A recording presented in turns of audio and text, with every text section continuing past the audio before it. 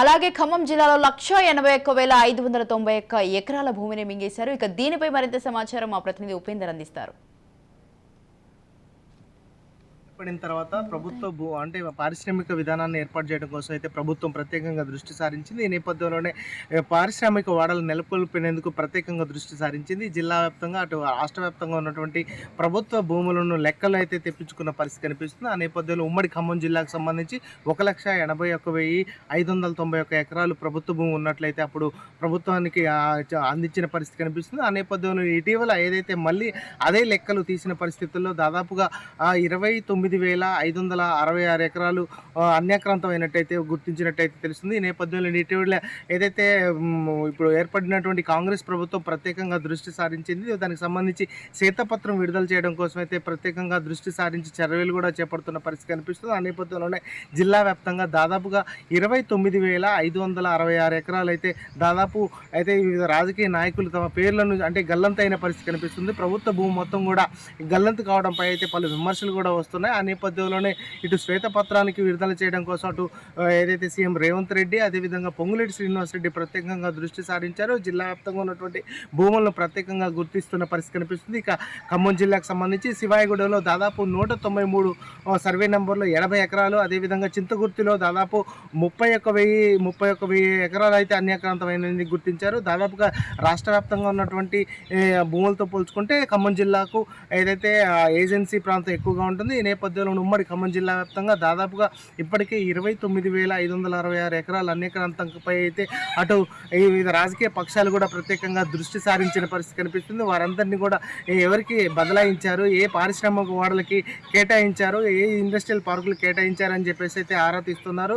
అయితే దానికి సంబంధించి ఇండస్ట్రియల్ పార్కులు, ఇండస్ట్రియల్ వాడలు ఏర్పాటు చేయడం కోసం అయితే ప్రభుత్వ భూముల కంటే కూడా పట్టా భూములనే ఎక్కువగా తీసుకున్న పరిస్థితి కనిపిస్తుంది. ఆ నేపథ్యంలోనే ఈ ప్రభుత్వ భూమి ఎటు వెళ్ళిందని చెప్పేసి అయితే అంటే ఆ విమర్శలు అయితే వస్తున్నాయి. దాదాపుగా ఇప్పటికే గూగుల్ మ్యాప్ చూసి ప్రత్యేకంగా అధికారులు అదేవిధంగా అప్పుడు ఉన్నటువంటి అధికారులు ప్రత్యేకంగా బీఆర్ఎస్ ప్రభుత్వంలో వారికి కట్టబెట్టారని చెప్పేసి ఆరోపణలు ఉన్నాయి. జిల్లా వ్యాప్తంగా చూసుకుంటే ఏదైతే రెవెన్యూ యాక్ట్ పరంగా చూసుకుంటే దాదాపుగా 1,000 ఎకరాలు మాత్రం ప్రభుత్వ భూమి మాయమైన పరిస్థితి కనిపిస్తుంది. దానికి సంబంధించి భూదాన్ భూములు కావచ్చు, అదేవిధంగా ఏదైతే అసైన్డ్ భూములు కూడా దాదాపు కనుమరుగైన పరిస్థితి కనిపిస్తుంది. రాష్ట్ర వ్యాప్తంగా చూసుకుంటే ఇప్పుడు జిల్లాలో దాదాపుగా ఏదైతే ప్రభుత్వ భూమికి సంబంధించి 2014 లెక్కలో తీసుకుంటే 28,886 ఎకరాలు ఉంటే ఇప్పుడు ప్రస్తుతం మాత్రం 1,000 ఎకరాలు మాత్రం కనుమరుగైన పరిస్థితి కనిపిస్తుంది. అటు కొత్తగూడెం జిల్లాలో దాదాపుగా 1,23,589 ఎకరాలు ఉంటే ఇప్పుడు దాదాపుగా అక్కడ కూడా 1,000 ఎకరాలు మాత్రం అన్యాక్రాంతం అని చెప్తున్నారు. అటు కొత్తగూడెంకి సంబంధించినటువంటి మాజీ అంటే మంత్రిగా అదేవిధంగా ఎమ్మెల్యేగా ఉన్నటువంటి వనమా రాఘవ కుమారుడు కూడా అన్యాక్రాంతం చేశారని చెప్పేసి ఆరోపణలు కూడా గుప్పమంటున్న పరిస్థితి కనిపిస్తుంది. ఖమ్మం జిల్లాకు చూసుకుంటే ఖమ్మంలో మాజీ మంత్రిగా ఉన్నటువంటి అనుచరులు అదేవిధంగా వారంతా కూడా ప్రభుత్వ భూమిని అన్యాక్రాంతం చేసుకున్నారని చెప్పేసి వారి పేర్ల మీద బదలాయింపు చేసుకున్నారని చెప్పేసి అయితే ఆరోపణలు ఉన్నాయి. ఈ నేపథ్యంలో ఇటు పాపడపల్లి అదేవిధంగా వెలుమట్ల, మల్లెలమడుగు, ఎంచింతకుర్తి, కోచిలకలో దాదాపు 1,000 ఎకరాలు అంటే విలువైన భూములు మాత్రం ఇప్పుడు కనుమరుగైన పరిస్థితి కనిపిస్తుంది.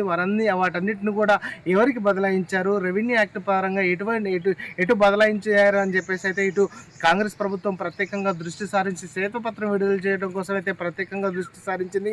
ఇక జిల్లా వ్యాప్తంగా చూసుకుంటే అటు రుద్రాక్షపల్లి కావచ్చు, నూతనకల్ కావచ్చు, ఏన్కూరు మండలంలో కావచ్చు, అదేవిధంగా సత్తుపల్లి నియోజకవర్గంలో కూడా ఏదైతే యాతకుంట్ల ఏదైతే కాకర్ల తదితర ప్రాంతాల్లో ప్రత్యేకంగా భూములు అయితే గల్లంతైన పరిస్థితి కనిపిస్తుంది. ఇక విలువైన భూములు ఉన్నటువంటి ఖమ్మం పట్టణానికి చుట్టుపక్కల ఉన్నటువంటి ఏదైతే ఎదుల చెరువు అదేవిధంగా ఎదులాపురం, ఎలుగుమట్ల తదితర ప్రాంతాల్లో ఉన్నటువంటి 100 ఎకరాలు కూడా కన్యాక్రాంతమైన పరిస్థితి కనిపిస్తుంది.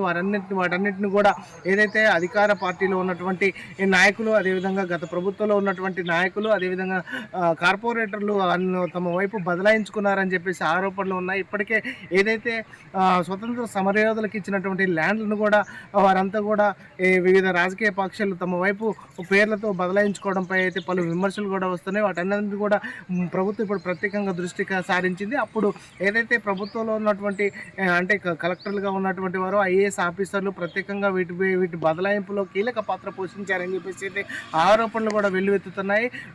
వారందరినీ కూడా ప్రత్యేకంగా వారిపై చర్యలు తీసుకోకుండా వారికి కూడా ఉన్నత పదం కేటాయించడంపై కూడా అటు పలు విమర్శలు కూడా వస్తున్న పరిస్థితి కనిపిస్తుంది. రఘునాథపాలెం మండలానికి సంబంధించి చాలా వేల ఎకరాలు మాత్రం అన్యాక్రాంతమైందని చెప్పేసి ఇప్పటికే ఆరోపణలు వస్తున్నాయి. ఆ నేపథ్యంలో ఇక్కడ ఉంటే బకాసులు మొత్తం కూడా తమ పేర్ల వైపు బదలాయించుకున్నారని చెప్పేసి ఆరోపణలు ఉన్న నేపథ్యంలో అటు ఎంక్వైరీ కూడా కొనసాగుతుంది. ఇప్పటికే అటు ఏదైతే కాంగ్రెస్ ప్రభుత్వం కూడా ప్రత్యేకంగా శ్వేతపత్రం విడుదల చేయడం కోసం అయితే వాయువేగంతో కూడా అంటే దాన్ని నిగ్గు తెలుసుకునేందుకు ప్రత్యేకంగా అధికారులు కూడా లెక్కలు తెలుస్తున్న పరిస్థితి కనిపిస్తుంది. వారందరికీ కూడా ఇప్పుడు ఉన్నటువంటి ఏదైతే తమ పేర్ల మీద గత 10 సంవత్సరాల్లో ఉన్నటువంటి బీఆర్ఎస్ ప్రభుత్వంలో జరిగినటువంటి అవినీతి ఆరోపణలు, భూ కబ్జాలపై అయితే ప్రత్యేకంగా దృష్టి సారించింది. త్వరలోనే శ్వేతపత్రంలో ఈ వివరాలన్నీ కూడా వెల్లడించే అవకాశం అయితే స్పష్టంగా కనిపిస్తుంది. ఇక ఏదైతే ఆ గత ప్రభుత్వంలో ఉన్నటువంటి అంటే ప్రభుత్వ భూమి దాదాపు 1,80,591 ఎకరాలు ఉంటే ఇప్పుడు ప్రస్తుతం మాత్రం దాదాపు 29,566 ఎకరాలు అన్యక్రాంతం కావటం, అదేవిధంగా